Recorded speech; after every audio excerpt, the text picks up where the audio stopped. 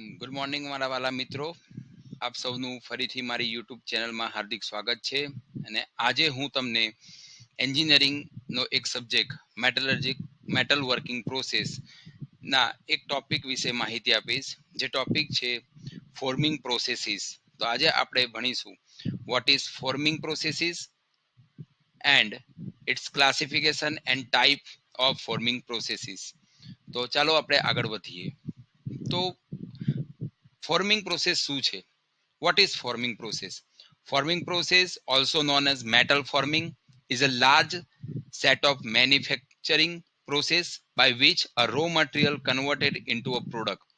In this process, we apply stresses like tension, compression, shear, etc. to deform the raw material. The example of forming processes are sheet metal manufacturing, forging, rolling, extrusion, wire drawing, thread rolling, rotary, swinging, etc. so on.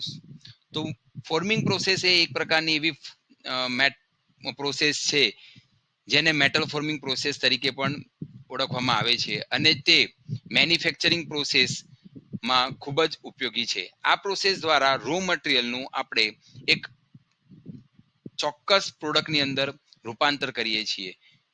આ પ્રોસેસમાં વિવિધ પ્રકારના load હોય છે, જે stresses હોય છે, જેમ કે ટેન્સાઇલ, કમ્પ્રેશન અને શિયર. તેમજ આ પ્રોસેસ દ્વારા આપણે વિવિધ પ્રકારના આકારો અને મેટલના શેપ બનાવી શકીએ છીએ. જેમ કે દાખલા તરીકે વાત કરીએ તો સીટ બનાવવાની process, sheet metal manufacturing, forging process, rolling process, extrusion process, wire બનાવવાની process, wire drawing process, ring બનાવવા માટેની પ્રોસેસ છે, થ્રેડ રોલિંગ, રોટરી. આ વિવિધ પ્રકારની પ્રોસેસને આપણે મેટલ ફોર્મિંગ પ્રોસેસ કહી શકીએ છીએ. તો આપને નીચે ફિગરમાં જોઈ શકો છો વિવિધ પ્રકારની ફોર્મિંગ પ્રોસેસ, જેમ કે rolling, forging, extrusion and wire drawing.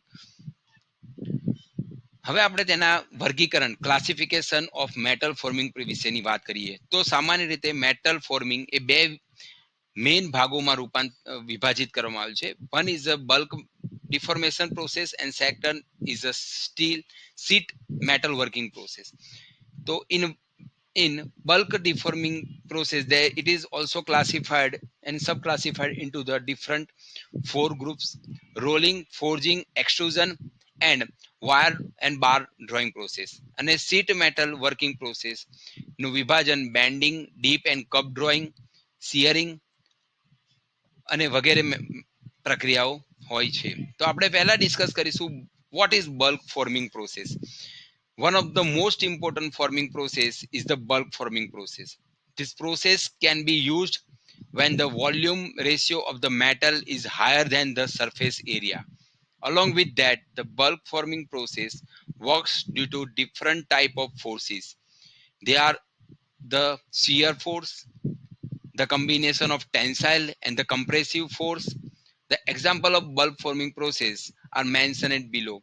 તો બલ્ક ફોર્મિંગ પ્રોસેસ એ એક મહત્વની મેટલ ફોર્મિંગ પ્રોસેસ છે, જેમાં મેટલનું વોલ્યુમ એ તેના સરફેસ એરિયા કરતાં વધારે હોય છે, જેથી આપણે અહીંયા મોટા પ્રકારના શેપનું નાના અને અલગ અલગ આકારમાં વિભાજન કરી શકીએ છીએ. તો તમે વિવિધ પ્રકારની બલ્ક ફોર્મિંગ પ્રોસેસ અહીં ફિગરમાં પણ જોઈ શકો છો, જેમ કે rolling, forging, extrusion and drawing.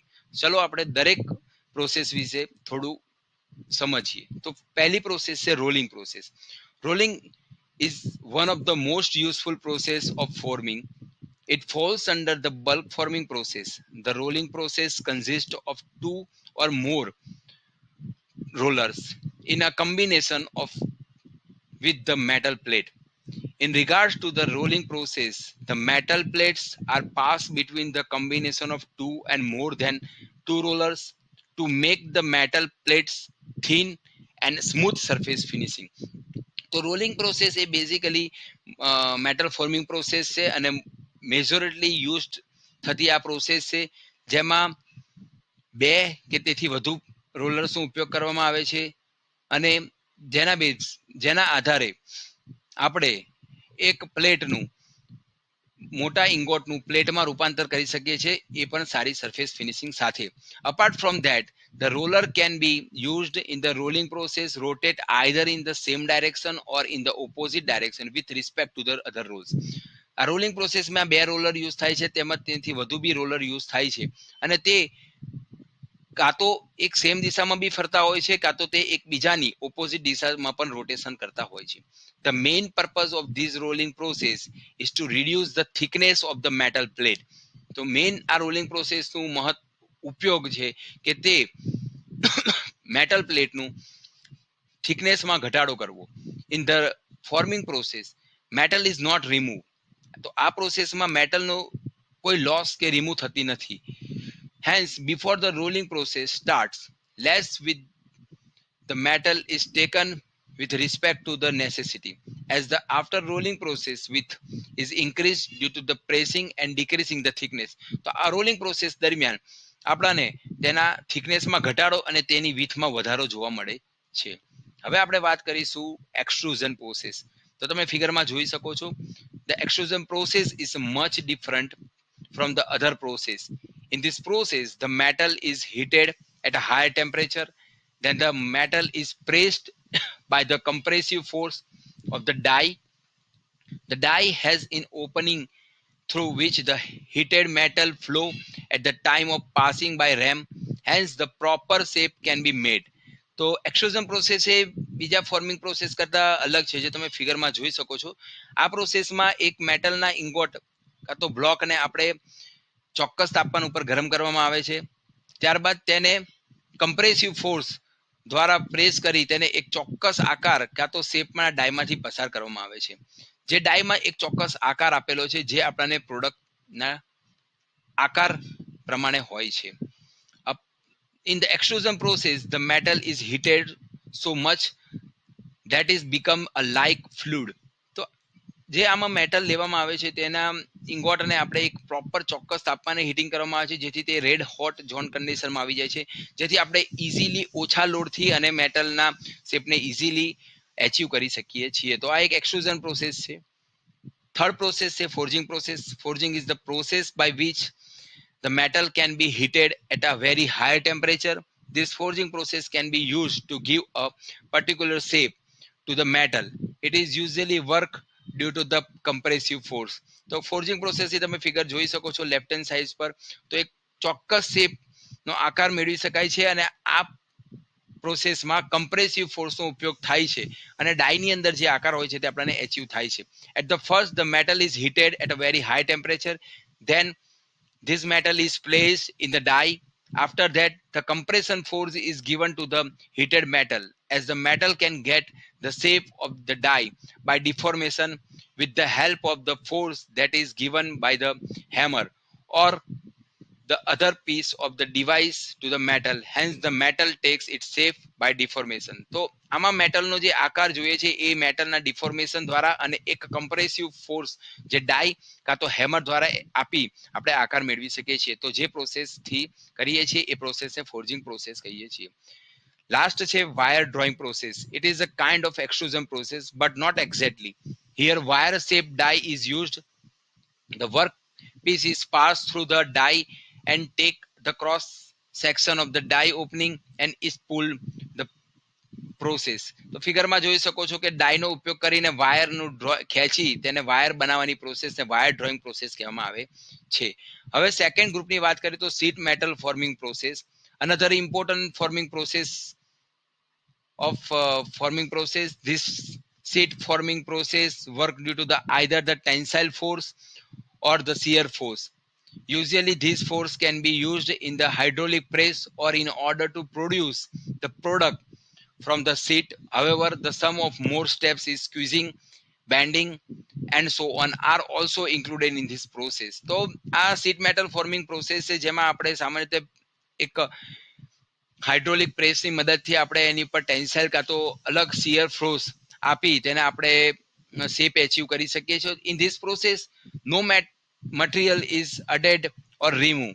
Example of this type. તો આ પ્રોસેસની અંદર આપણે કોઈ એક્સ્ટ્રા મટીરિયલને એડ કે રિમૂવ કરી શકતા નથી, પણ હા આપણે સમજીએ તો શીટ મેટલ ફોર્મિંગમાં બેન્ડિંગ, ડીપ ડ્રોઈંગ અને શિયરિંગ ત્રણ મહત્વની પ્રોસેસ છે. તો આપણે વાત કરીએ ફર્સ્ટ બેન્ડિંગ.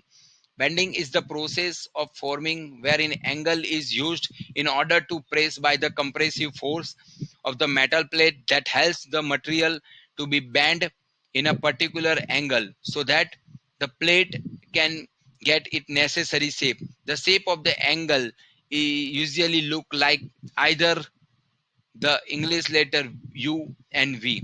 તો બેન્ડિંગ પ્રોસેસ એ ફિગરમાં તમે જોઈ શકો કે સિમ્પલી એક ડાઈ યુઝ કરવામાં આવે છે જેની ઉપર ડિઝાઇન જે શેપ અચીવ કરવાનો છે તેનું પ્રિન્ટિંગ કરેલી હોય છે અને એક સીટ એની ઉપર હોરિઝોન્ટલી મૂકી તેના પંચ દ્વારા તેને પ્રેસ કરવામાં આવે છે જેથી આપણાને ઇંગ્લિશ લેટર વી અને યુ પ્રકારના શેપ આપણે અચીવ કરી શકીએ છીએ. Deep drawing process. In this operation a hollow cup shape die is use. The die is clamped using the blank holder. In this process, the workpiece placed over the die and the punch exerted the force on the workpiece. By this force, sheet metal exerted and fitted into the cavity and take the shape of the die. તો deep drawing પ્રોસેસમાં તમે જોઈ શકો છો કે glass એક example છે deep drawing પ્રોસેસનું જેમાં આપણને કપ પ્રકારનો શેપ કોઈ બનાવવો હોય સિલિન્ડર તો આપણે આ પ્રોસેસથી બનાવી શકીએ છીએ જેમાં ડાઈ ની ઉપર એક સીટ મૂકવામાં આવે છે અને ડાઈના જે ઇમ્પ્રેશન હોય છે તે જ ઇમ્પ્રેશનનો પંચ તેની અંદર પ્રેસ કરવામાં આવે છે અને આપણને અહીંયા સીટ મેટલ ફોર્મિંગ જોઈ શકાય છે.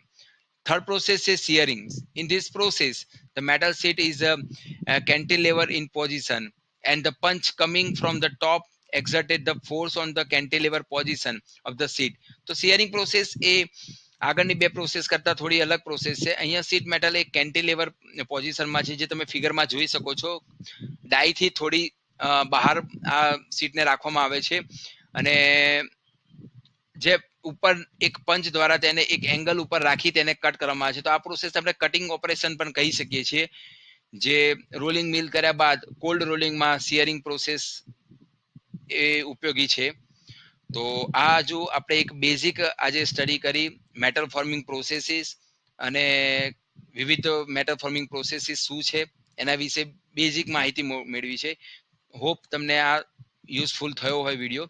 તો જો તમને આ વિડીયો ગમ્યો હોય તો મારી ચેનલને લાઈક કરજો, સબસ્ક્રાઇબ કરો અને શેર કરો. Thank you.